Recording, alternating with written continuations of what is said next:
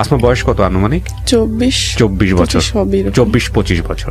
তো আমরা একেবারে শৈশব থেকে শুরু করি। ছোটবেলা আমি যতটুকু মনে আছে, আমি খুব চঞ্চলা ছিলাম, যেরকম দুষ্টামি করতাম অনেক। তো হঠাৎ করেই আমাদের, কিন্তু বুঝতাম না, আমাদের ঘরে অভাব ছিল কিন্তু বুঝতে পারতাম না আচ্ছা অতটা। তো দেখা গেছে যে হঠাৎ করেই আমার আব্বা একদিন অসুস্থ হয়ে যায়।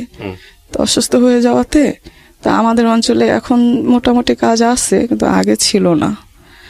তখন আমার বাড়ি ঘরেরই একটা আমাদের ভাই হয় আর কি, তা আমার আব্বার চাচা হয়। তো উনি কাজ করে মাধবদী নামে একটা এলাকা আছে ওইখানে।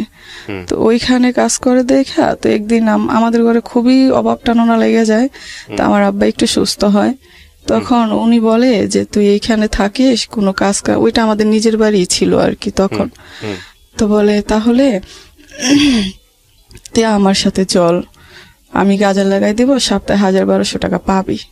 এটা কাকে বলে? আমার আব্বাকে বলে। আচ্ছা, তখন আপনি একেবারে ছোট, মানে শুনেছেন এই গল্পগুলা? আমার মনে আছে একটু একটু মনে আছে। আপনার ভাই বোনের মধ্যে আপনার পজিশন কি? আমি 2 নাম্বার। 2 নাম্বার। কয় ভাই বোন আপনারা? আমরা 4 ভাই। হ্যাঁ, 3 বোন 1 ভাই। 3 বোন 1 ভাই। জি, বলেন। তারপর ভাই সবার বড়। তখন আমি দেখি তো আমার আব্বা ওখানে যায়। ওখানে যাওয়ার পরে তো কিছুদিন পরেই চলে আসে, মানে সপ্তাহে আয় পরে বিল পাইলেই। তো হঠাৎ করেই আস্তে আস্তে আশাটা কমাই দিছে। আচ্ছা, আস্তে আস্তে আশাটা কমাই দেয়। তখন মা খালি ভাবে যে কোথায় এসে। তা আব্বা বলে যে তখন তো আর ফোন ছিল না। তা আব্বা বলে যে এরকম এরকম কাজ, এই সেই হ্যান তেন এরকম বলে। তো মাও বিশ্বাস করে নাই। তো আগের মতন আর আব্বা আমাকে অনেকটা পছন্দ করতো মেয়ে হিসাবে, কিন্তু পরের থেকে অতটা বেশি টান নাই। যেমন আগে যেমন আয়া পড়তো, খালি হইতো যে তোরে ছাড়া ভাল লাগে না। তো হঠাৎ করেই এরকম করে। তো একদিন আমার আব্বা বলে যে চল তোর ফুপিদের বাসায় নিয়ে যায়। আমার ফুপি তখন পুরান ঢাকা থাকে, ওখানে চাকরি করে, মানে কেমন যেন একটা ব্যবসা করে আর কি। তো ওইখানে নাকি কাজ দিবে, অভাব টানো দেখা। আপনাকে বলে ফুপির কাছে নিয়ে যাবে? আমার মাকে বলে। মাকে বলে যে কাজ করবে, আমাদেরকে ওইখানে রাখবে। ওকে। তো আমরা যাই, যাওয়ার পরে কয়দিন পরে উনি চলে যায়, মানে ওই জায়গাটাই চলে যায় আমার ওনার বোনের বাসায় দিয়া। আচ্ছা। তো আমার ফুপি 1 সপ্তাহ রাখে, তারপর আমার ফুপি আর রাখতে চায় না। তো আমরা আসবো বা কি ব্যাপার ট্যাপার বুঝে না আমার মা। তখন আমি ছোটই মোটামুটি। আমার আম্মা বলে যে তাইলে কি করবেন এখন, তাহলে একটা কাজ বিছরাই দেন। তখন একটা বাসায় কাজ বিছরাই দেয়। তো কাজ বিছরাই দেওয়ার পরে তো ওই বাসাটা আমার ভাই আর আমার মারে নেয়, যেহেতু আমি ছোট ছিলাম, আমায় নেবে না। আচ্ছা। তো আমার ভাইয়ের নেয়। তো আমি কোথায় থাকবো? তো আমি ওই বাসাটা, আমার মা সারাদিন কাজ করে পেটে পাতে, কোনো টাকা নাই আর কি। তো আমি যাইলে ওই মহিলা খালি আমার মার সাথে অনেক খারাপ ব্যবহার করে। তো এক পর্যায়ে আমার মা রাগে বলে, আমি বলি মা আমার খিদা লাগছে। তো বলে যে খিদা লাগলে এখন আমার কাছে আসিস কেন, তোর বাপের কাছে যাইতে পারিস না? আমি কি করবো, যা মানুষের কাছ থেকে খুঁজা খাগা। তো আমি ট্রাই করছি, কিন্তু আমি কেউ মানে একটা রুটিও দেয় নাই। তারপরে ওখান থেকে বাসায় আসি। আসার একটু পরে রাস্তায় একটা মহিলা দেখি। ওই বাসাটা মনে হয় কয়তলা, 2 তলায় নাকি 3 তলা নাকি 4 তলা ছিল। আমার মায়ের জেনে আসছিল ওইটা 3 তলায় আসছিল। 2 তলায় এরকমেরই ওই লোকগুলো যে ব্যবসা করতো বাতের, ওই ব্যবসাটাই ওই বেটাও করে। তো ওই বাসা একটা মহিলা কাজ করে। ওই মহিলাটা আমার দেখে প্রায় সময় সিঁড়িতে বসে থাকি। তো বলে যে তুমি কোন বাসায়? আমি কাজ করি না, আমার মা কাজ করে, আমার রাখে না। তো কয় যে তাহলে তুমি কি কাজ করবা, তুমি শুধু ভাত দিয়ে আসবা। তা আমি বলি যে কোথায়? কই যে এইখানেই। তো আমি খুশি হয়েছি, যেহেতু উপরে আমার মা। তো আমি বলি হ্যাঁ, আমি মার কাছে বলি। তখন মারে ডাইকে আনছি। মারে ডাইকে আনার পরে মা বলে ও তো ছোট মানুষ, ও তো কোনো কাজ পারবে না। তো ওই লোকগুলো কইতেছে ও শুধু ভাত দিয়ে আসবে, ও যেহেতু ছোট, এটা তো দেখতেই আছি। তার কিছুদিন পরে ওই মহিলাটা চলে যায়। আচ্ছা। ওই মহিলাটা যাওয়াতে আমার মা, আমার ভাই, আমরা সবাই এই জায়গায় থাকি। তো তখন আমরা ওই জায়গায় থাকি পেটে পাতে। আর কয় মাস আসিলাম ওইটা মনে নাই। আচ্ছা। কয় মাস আসিলাম জানি। তারপরে আমগরে পাঠায় দেয় ওই জায়গায়। আমার আব্বা আসা যাতায়াত করে। তো যাতায়াত করাতে মনে হয় ওইখান থেকে, আমার মনে হয় আর কি, ওইখান থেকে হয়তো আমার বোনটা হয়। বাসায় আসি, বাড়িতে আসি ঈদের মেয়েদে। এমনি তখন আমার আব্বা আনতে যায় নাই, আমার মা আমাদেরকে নিয়ে চলে আসছে। আচ্ছা। তো বাড়ি এসে শুনি মা কানাখুশি আমার মা শোনে যে আমার আব্বা ওখানে বিয়ে করছে। তারপরে আমার এই বোনটা হয়ে যায়। তো এই বোনটা হওয়ার পরে এই বোনটা হয়ে যায় মানে কি আপনার মায়ের পেটেই হয়? হ্যাঁ। আচ্ছা। তারপরে তার কিছুদিন পরে 1-1.5 বছরের মাথায় আবার আমার ওই বোনটা হয়ে যায়। ওই বোন বলতে একদম সবশেষে? হ্যাঁ। তখন একদম টোটালি শোনাশুনি হয়ে যায় যে আমার আব্বা অন্য জায়গায় বিয়ে করছে। আচ্ছা। তো শোনাশুনি হয়ে যাওয়ার পরে আমার আব্বা বাড়িতে নিয়ে আসে। বাড়িতে কি মানে আপনার দ্বিতীয় মাকে নিয়ে আসে, সৎ মাকে নিয়ে আসে? আমার আব্বা 2-3 মাস আমার এই মাকে নিয়ে আনে নাই, সৎ মারে। তো একটা মহিলা ছিল, উনি খুব ঝগড়াইটা ছিল, বয়স্কর। ওনার ঘরে কাউকে যাইতে দিত না। তো আমার মারে যখন আমার আব্বা খেদাই দেয়, তখন মনে করেন ওই মহিলা এত আকুতি মিনতি করছে আমার আব্বার কাছে যে 4টা ছেলে মেয়ে ছোট ছোট, তুই এরকম করিস না, ওর শুধু ভাত কাপড় দিয়ে রাখিস, তোকে আমার আব্বা রাখবে না। মানে আপনার মাকে রাখবে না? আমার আব্বার আমার মারে তো খেদাই দিছে, আমার নানিকে বাড়ি গেছে। আচ্ছা। তো আমার নানিদের বাড়িতে আবার আমার ভাই আমার বোন ছোটটারে রাখতো, আমারে আর আমার এই বোনটারে রাখতো না। তো আমি আর আমার এই বোনটা আমার দাদির কাছে থাকতাম। আমার চাচা তখন বিয়ে করে নাই, ছোটটা। তো থাকতাম। তারপরও দাদি খাইলে এটা ওটা বলতো, ছোটবেলা খিদা লাগতো বেশি বেশি, কিন্তু আলু টোকায় আনতাম, এরা টোকায় আনতাম, তারপরে করতাম। বাড়িতে আমার আব্বা একদিন আসে অনেকদিন পরে। তো আসার পর আমরা মনে করেন আমাদের ঘরে কোনো জিনিসপত্র ছিল না, আমরা মাটিতে ঘুমাইতাম একটা সালা বিছাইয়া। তো আমার মা বলে বাড়িতে ডাম আসছে। তো ডাম আসাতেই আমার মা ভাবতেছে যে একটা ডাম কিন্তু ছোট যে চালটা রাখে আর কি, একটা ডাম তেলে রাখি, যেহেতু আব্বা বাসায় গেছে সেই জন্য আর কি, যে টাকা তেলে আব্বাই দিব। তো আমার মা বলে মার কাছে 150 টাকা দিয়ে আমার আব্বা চলে যাইতেছে, মানে যেদিন আইছে তার পরের দিন, আর 5 কেজি চাল কিনা দিয়া। তো আমার মা বলে যে একটা ডাম আসছে, তো পোলাপাইন ছোট, চাল টাল নিয়ে যায়, তো একটা ডাম কিনা দাও। আব্বা বলছে যে তোর কাছে টাকা থাকলে তুই কিনা নে। তখন আমার মা কি করলো যে তাহলে কি কিনবো, হ্যাঁ কিন। তা আমার মা একটা ডাম কিনছে 100 টাকা দিয়া। আচ্ছা। তো কিনার পরে আমার আব্বা রাগ হয়ে যায়, তখন রাগ হয়ে আমার মারে টাকা না দিয়ে চলে যায়।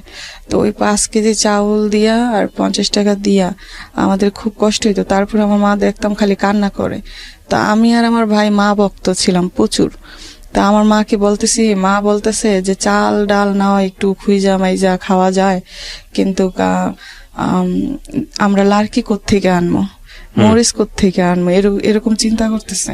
তা আমার আব্বা তো 1 সপ্তাহ গেল, 15 দিন গেল, 2 সপ্তাহের উপরে, 1 মাসও হয়ে গেছে, আসে না।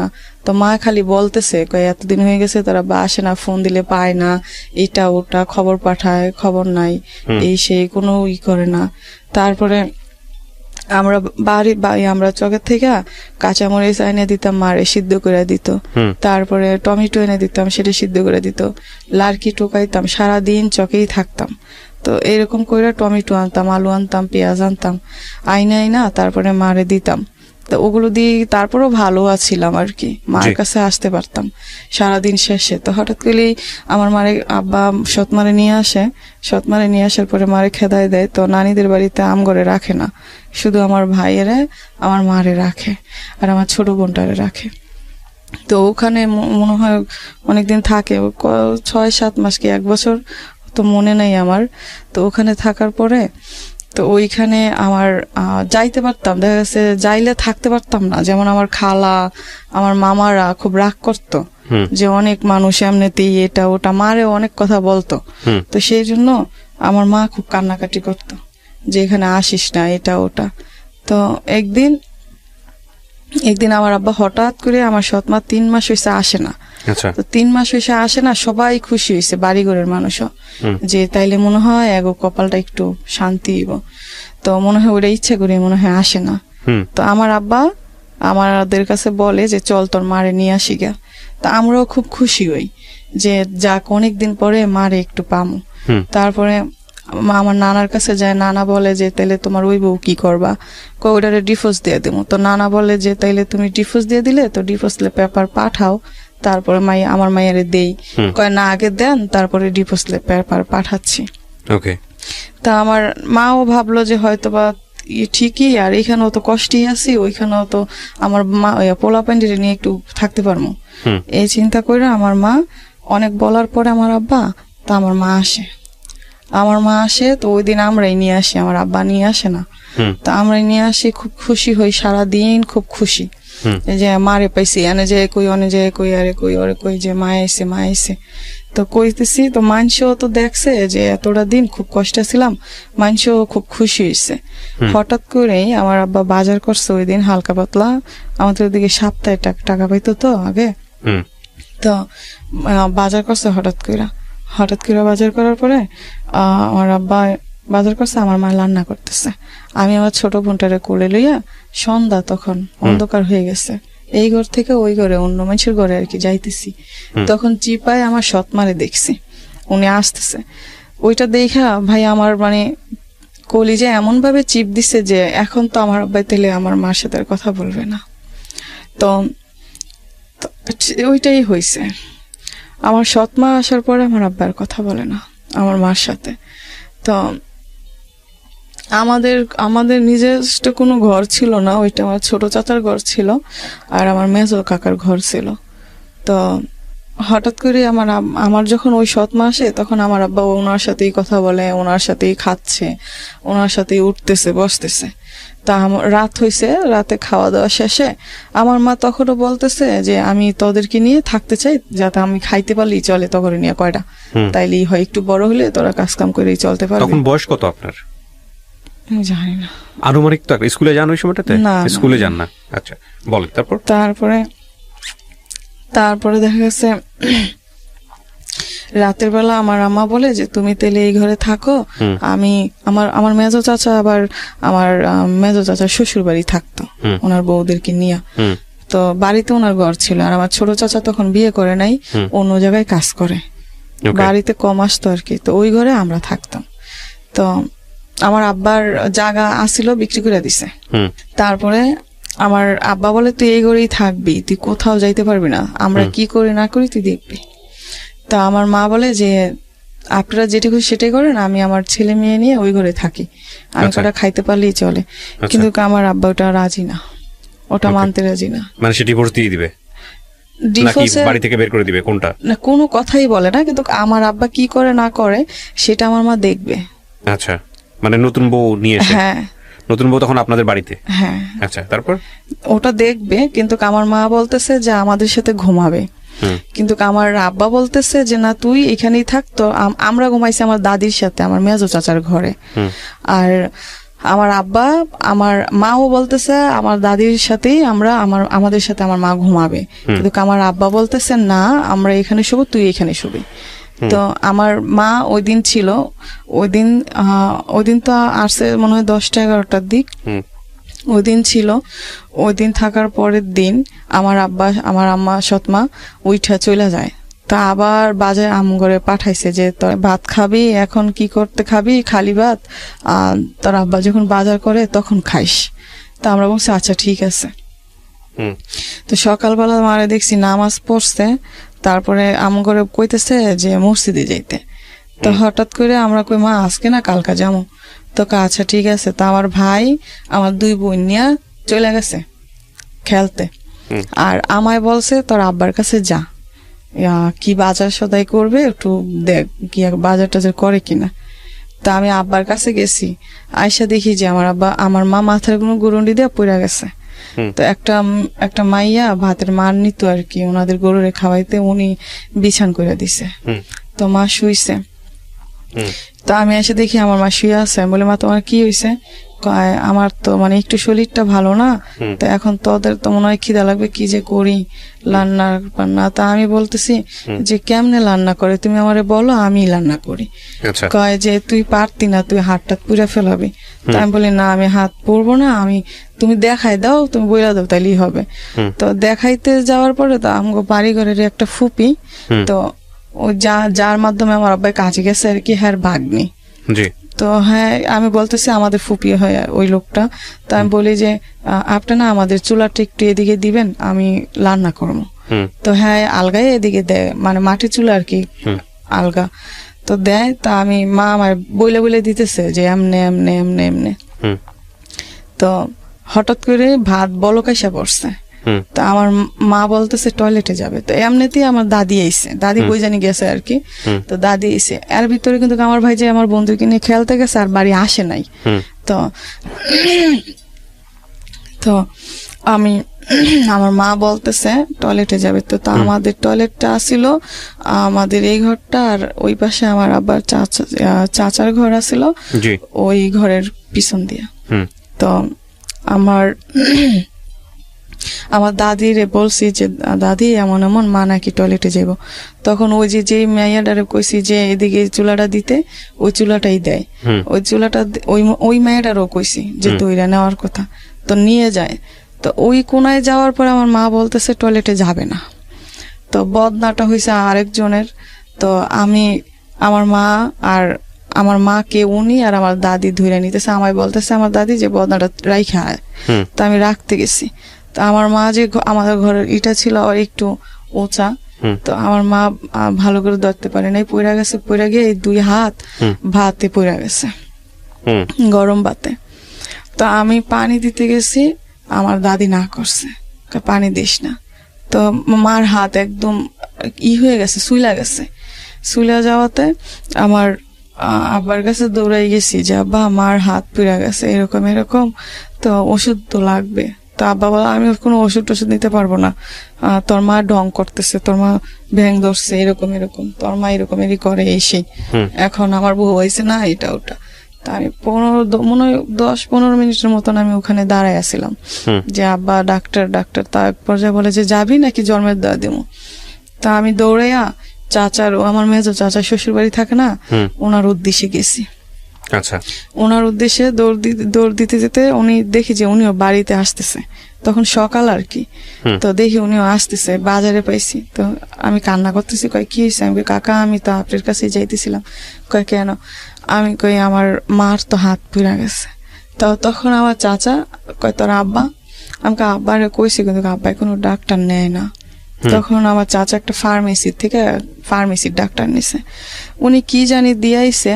তো সারাদিন মোটামুটি ছিল, কিন্তু আমার আব্বাই সারাটা দিন ঝগড়া টগড়া, দুপুর টাইমে এসে ভাত পায় না, বকা টকা অনেক, এইটা ওটা, ভাইরে মারতেছে, আমায় মারতেছে। তো সন্ধ্যাবেলা আমার মার কোনো ডাক্তারের কাছে নেয় না, তখন আমার ভাই মোটামুটি অনেকটাই বুঝে। তো আমার ভাই বলতেছে যে তুই ওগর একটু দেখিস, আমি নানিদের বাড়ি যাই। আচ্ছা। তখন আমার আব্বা বলতেছে যে তুই যদি এই কোনার থেকে ওই কোনায় যাস তাহলে তোর পাও কাইটা রাইখা দেবো। তো আমার ভাই ডরে যাইতেছে না। তো আমার দাদি বলতেছে যে ঘরে একটা লুগ্গা মানুষ কি না কি হইছে, কোয়া যায় না, মাছটা আনিস না। তো আমার সৎমা বলতেছে মাছ ছাড়া নাকি ভাত খাইতে পারবে না। তো আমার আব্বা মাছ আনছে। তার কিছুক্ষণ পরেই এরকম করতেছে দেখে আমি ঘরে ঢুকছি। ঘরে ঢুকে দেখি যে আমার মা কেমন জানি করতেছে। তখন আমি দৌড় দিছি বাইরে। আমি কই বলেন, সমস্যা নেই, বলেন। আমি বুঝতে পারছি আপনার বলতে অনেক কষ্ট হচ্ছে, বাট আমাদের শ্রোতারা তো আসলে না বললে বুঝবে না কি ঘটনা ঘটেছে। বলেন। তা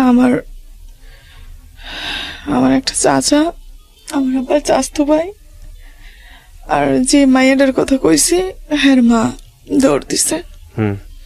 ঘরে ঢুকে দেখে আমার মা নাকি মারা গেছে। মানে কি আপনিও দেখতে পারেন নাই? শুধু আমি একটু ঢুকছি, তখন দেখ শর্মা কেমন জানি করতেছে।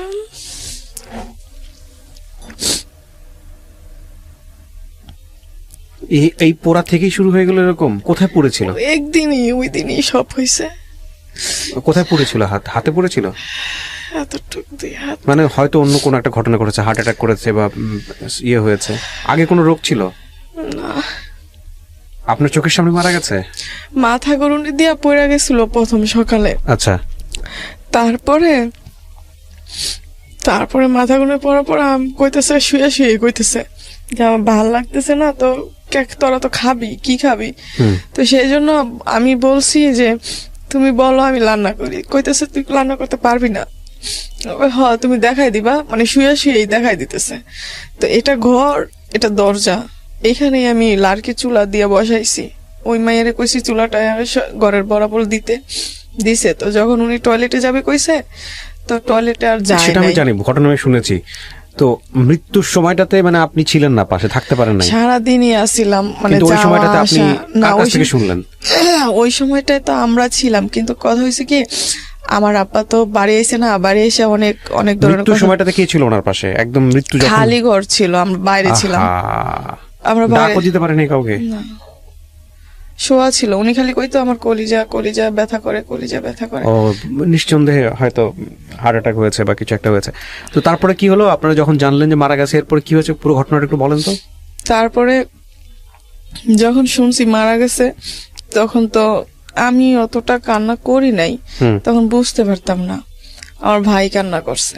হুম। তো সারাদিন আমার কাছে মনে হয়েছে কি যে আমার মা হয়তো একটু পরে উঠে পড়বে, হুম। মারা যায় নাই।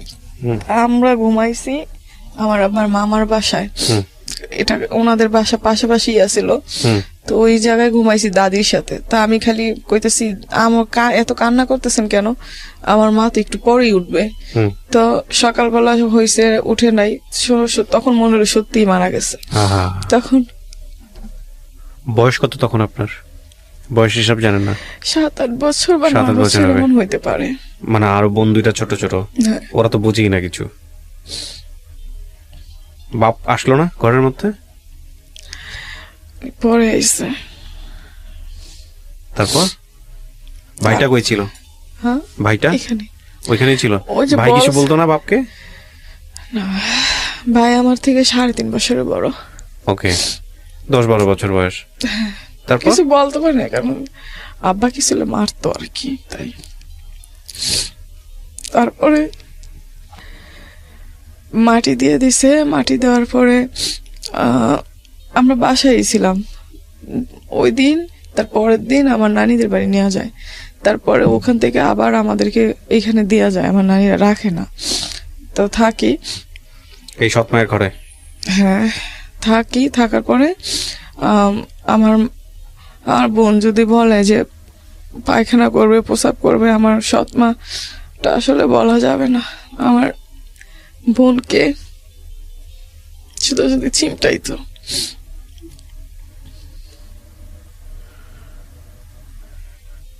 আপনি বলেন, গল্পগুলো যদি না বলেন, আপনি যদি এরকম গ্যাপ নেন, আমাদের শ্রোতারা বুঝবে না, বিরক্ত হবে। আপনি পুরো ঘটনাটা একটু বলেন। আমি জানি আপনার বুঝতে অনেক, বলতে অনেক কষ্ট হচ্ছে, কিন্তু আপনি একটু বলেন। যেহেতু রেডিও এটা দেখতে পাচ্ছে না, সো ওনারা অপেক্ষা, ওনারা হয়তো বা কনফিউজ হয়ে যাবেন যে এত গ্যাপ কেন। প্রিয় দর্শক এবং শ্রোতা, আপনারা বুঝতে পারছেন যে ওনার বলার ধরনের গ্যাপের পেছনের অন্যতম কারণ হচ্ছে এটা। আপনারা গ্যাপ হলে একটু ধৈর্য ধরবেন, কারণ ওনাকে যথেষ্ট কষ্ট করে গল্পগুলো বলতে হচ্ছে। তারপরে কি হতো? তো সেইখানে দেখা গেছে আমার বোনকে পায়খানা রাস্তায় চিমটাইতো। তো আমার বোন যাইতে চাইতো না, গোসল করালে সাবান দিত মুখে, তাই যাইতে চাইতো না, খালি কান্না করতো। হুম। তো আমি তখন জানি না আল্লাহ কোত্থেকে বুঝ দিছে, তো আমি তার আগ পর্যন্ত কিন্তু আমার বোনদেরকে আমি কোলে নিতে চাইতাম না। হুম। তো তখন থেকে আমি নিজে ওদেরকে কোলে রাখা শুরু করলাম। এই দুইজনকে? হ্যাঁ। ওকে। তো খাবার দাবার দিত ঠিক মতো? আব্বার সাথে বসতে খাইতাম। আব্বা যখন আসতো আব্বা তখন খাইতাম, তার আগে খাইতে পারতাম না, খিদে লাগলো না। তারপরে একদিন আমার ভাইকে মারে আমার আব্বা। মারার পর আমার ভাই যায়, বের হয়ে চলে যায় নানিদের বাড়ি। আচ্ছা। আমার ভাইকে জায়গা দেয়, কিন্তু আমাদেরকে জায়গা দেয় না। আপনাদেরকে দেয় না? বোনদেরকে দেয় না কেন? না, বিয়ে শাদী দেওয়া লাগবে, টাকা কোত্থেকে আনবে, হুম। খাওয়ান লাগবে, তারপর বিয়ে দিতে হবে, হুম। এই জন্য কাজ কাম করতে পারবো না, এটা ওটা। হুম। আমার ভাই তখন গিয়ে ওখানে কাজে লেগে গেছে। আমার ভাইকে ভালো করে রাখে, এরা আমাদেরকে রাখে না। তা আমরা আমার আব্বার কাছে থাকতে কিন্তু এদিক দিয়ে মারা, ঝগড়া, মারতেছে, একটু দেরি হলে একটু দোকানে পাঠাইছে, একটা কিছু আনলে মারতেছে। হুম। তারপরে শুধু এটা করতেছে। ওই দুইটারে মারতো না আমার আব্বা, হুম। আমায় মারতো। দোকানে পাঠাইছে, যদি 2 মিনিট লেট হইতো তাহলে মারতো। আর ওই সময়টা কেন জানি খেলার নেশা ছিল প্রচন্ড। হুম। যদি দেখতাম কেউ খেলতেছে, ওইখানে দাঁড়ায় থাকতাম। আচ্ছা। তা বাড়ি আসলাম, মার খাইতাম।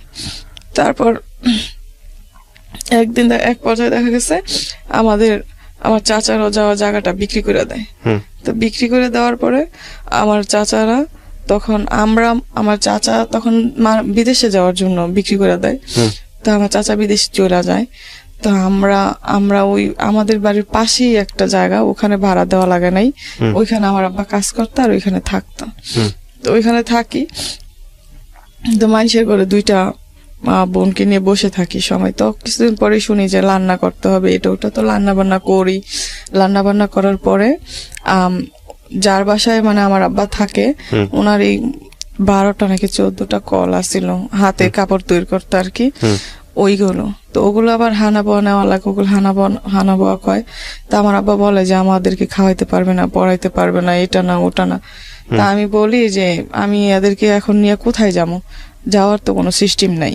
তা আমি কি করি, বলি যে আব্বা আমার না স্কুলে যেতে মন চায়, তা আমি কি করবো এখন, আমার বান্ধবীরা স্কুলে যায়, আমার না তুমি একটু স্কুলে ভর্তি করে দাও, আমি রান্না করব, আবার আমি ওদেরকে খাওয়ায় দাওয়ায় গায়ে গোসল করায় রাখবো, দিয়া যাবো, তুমি শুধু একটুখানি রাখবা। মানে আব্বা ওইখানেই কাজ করতো আর কি। আর আমি আইসা আবার করবো। তো ওই যে হানা বোয়া কয় ওগুলো আবার আমি নিতাম, কিন্তু ওগুলো অত টাকা আসতো না, 30 টাকা 40 টাকা দিত একটা নিলে। তো দিন দেখা যাচ্ছে 2-3টা নেওয়া যেত, তার বেশি নেওয়া যেত না। আচ্ছা। তো ওই টাকায় নাকি আমার আব্বার হয় না। তো একদিন দেখা যাচ্ছে আমার আব্বা এমন অবস্থা করছে, 1 মাসও হয় না স্কুলে গেছি, কয় এই সবাই ডাইকে আনছে, কয় এই কি এর স্কুলে যায়, এখন স্কুলে যায় নাকি, নাম লিখতে পারে না, কিছু না, এটা ওইটা। তারপরে স্কুলে যাওয়া বন্ধ করে দিছে। তো এদিক দিয়ে আমার বোন 2টা একটু বড় হইতেছে। আচ্ছা। আর আমার আব্বা এই তারপরে বাড়ির পাশেই কাজ করতাম একটা বাসায়, ওইখানে কাজ করে ওইখানে আবার 1000 টাকা করে মাসে দিত। তো ওই টাকাটা আমার আব্বাই নিয়ে আইতো, নিয়ে আসতো। তারপরও আমার আব্বাই 2 দিন পর পরই ঝগড়া করতো, বাড়ি এসে একদিনও করতে পারতাম না, একবেলা খাইতে পারতাম না, বসতে পারতাম না। তা আমার বন্ধুকে মনে করেন রাত্রেবেলা সারাদিন এটা কই না, আর বন্ধুটা খালি কান্না করে, আপু তুই যাইস না, আপু তুই যাইস না। তো আমি না গেলেও হয় না, আর গেলেও এই জায়গায় বইয়া থাকলেও হয় না। তো এক পর্যায়ে আমার আব্বা চলে যায়। ওকে প্রিয় শ্রোতা, ছোট আচ্ছা আমি রাখা শুরু করি। তো আমি আস্তে আস্তে রাখি, আস্তে আস্তে ওরা বড় হইতেছে, আমি মানুষের বাসায় কাজ করতেছি, এই কাজ করতেছি, ওই কাজ করতেছি, ওদেরকে তারপরে নিজে না খাইয়া খাওয়াইতেছি। এইভাবে কাপড়ের একটা জিনিস চাইলে অনেক চেষ্টা করতাম দেওয়ার লেগা, হয়তোবা এখন চাইলে এখন দিতে পারতাম না, হয়তোবা অনেকদিন পরে দিতে পারতাম, তারপর চেষ্টা করতাম। আবার বেশি দামি হলে দিতেও পারতাম না। তো এমনিতে দেখা গেছে আমার ভাই বিয়ে করে ফেলে, আমার ভাইও খোঁজ খবর নেয় না। তারপরে আমার আস্তে আস্তে যখন ওদেরকে একটু পড়াশোনা করাই, তো দেখা গেছে স্কুলে ভর্তি করে দেই। স্কুলে ভর্তি করে দেওয়ার পরে আমার বন্ধুটা পরে আমি কাজ করি, খায়, এরকমেরই থাকি, ভাড়া থাকি, যেন থাকলে মনে করেন মানুষের বাসায় থাকি। তো মানুষের বাসা দেখা গেছে ওরকম বাসায় ওদেরকে নিয়ে রাখতে পারি না। তো যতই বড় হইতেছে ততই টেনশন বাড়তেছে, যে এখন তো বড় হয়ে যেতেছে, এখন কি হবে। তো সেই মুহূর্তে আমার এই সাইডে কেন জানি ব্যথা করে, ডান সাইডে খালি চিকচিক করে, মানে ডান পাশে, হ্যাঁ এই এদিকে, ওকে, হ্যাঁ তো পাঁজরের ডান পাশের দিকে, হ্যাঁ তো ব্যথা করে। তা আমার এমনি টানাটুনি, মানে দেখা গেছে আমি আজকে টাকা নিছি, আজকেই সব শেষ, আবার সামনের সপ্তাহে কি করবো এটার চিন্তাই শেষ। দেখা গেছে 1 টাকা চাইলে 1 টাকা দিতে পারি না। স্কুলে ওদেরকে পড়াইছি অনেক কষ্ট কইরা, এই জনের থেকে কইয়া, ওই জনের থেকে কইয়া, এমনে। তারপরেও ইচ্ছা আছে যে অনেক পড়ানোর, কিন্তু জানি আর মনে হয় না আর হবে। তা সেই ক্ষেত্রে দেখা গেছে কি আমার ডান সাইডে ব্যথা করে। তো ব্যথা করে কেন, তো আমি অনেক টাকা পয়সা জোগাইয়া ধার কর্জ কইরা মানুষের কাছ থেকে খুঁজা মাইয়া লইয়া তারপরে করছি, এই সরকারি ডাক্তারের কাছে গেছি। আচ্ছা। সরকারি ডাক্তারের কাছে যাওয়ার পরে ঢাকা মেডিকেলে আইছি। তো অত বুঝি না তখন ঢাকা মেডিকেলের এত ইটি। তো উনি দেখে পরীক্ষা দিছে। তো আমার একটা পরীক্ষা দিছে, ওই পরীক্ষা করার পরেই আমার ধরা পড়ছে যে একটুখানি বেশি ধরা পড়ে। কি জিনিস এটা? ওভারিতে সিস্ট নাকি, ওভারিতে সিস্ট, হ্যাঁ। আমি কোনোদিন নাম শুনি নাই। তো আমি এটা অতটা বুঝতে পারি নাই, ওষুধ খালি সাইরে যাবো। তো ওষুধ দিছে অনেক টাকার। আচ্ছা। তো ওই সময়টা টাকা ছিল। কত সালের ঘটনা এটা? এটা আমার 20 সালের ঘটনা। 2020 সাল, এই তো কিছুদিন আগের ঘটনা, হ্যাঁ। তো আমি আমি দেখা যাচ্ছে তারপরে আমি ওষুধ খাই না, তারপর 2-3 মাস চলে যায়।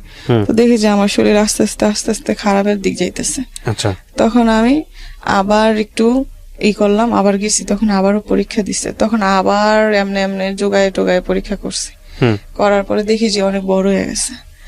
তখন আমি যারা আমার সাথে থাকে তাদের সাথে কইছি, আর মানুষের কাছে কইছি যে এরকম অপারেশন নাকি করা লাগবে, নাইতে আমায় নিষেধ দিছে যে ভারী পানিটা আলগাইতে পারবেন না, এই বালতি আলগাইতে পারবেন না, বেশি খাওয়ান আলগাইতে পারবেন না, বেশি জোরে হাঁটতে পারবেন না, সিঁড়ি দিয়ে করতে পারবেন না। তো আমার তো এগুলো মানলে আমার হবে না, পেটের ভাত যে উঠবে না, আমি কাজ করে খাই। তো সেই আমি তারপরে কি করলাম, আমি এরকম করার পরে তো কয় তাহলে কেমনে কি, তা আমি ওই ডাক্তারের হাতে পায়ে দইরা আমি ওই ডাক্তারে কয় 1 লাখ টাকা ছাড়া নাকি হবে না, এটা ওইটা। তা আমি বলি দেখেন এরকম, তো এখন আমার অপারেশনটা, কয় তাহলে তোমার গার্জিয়ান কে? আমি কই আমার কোনো গার্জিয়ান তো নাই। তা আমি তারপরে আমার আব্বার সাথে আমি যোগাযোগ করি, যোগাযোগ করার পরে আমার আব্বার কাছে বলি, তা আমার আব্বা বলে তোর সাথে যায় কি? আমি কি আমার কাছে তো কেউ নাই যে যাবে, আমি তো এরকম খুঁজে আমি গিয়ে না হয় লইলাম, তো তুমি 20-30 হাজার টাকার ব্যাপার, তো তুমি যদি ওইটা যদি একটুখানি ম্যানেজ করে দিতা। তো আমার আব্বা বলে না, দিবে না, কয় যে তোর অপারেশন তুই মরে গেলেও আমার কোনো কিছু আইতো যাইতো না।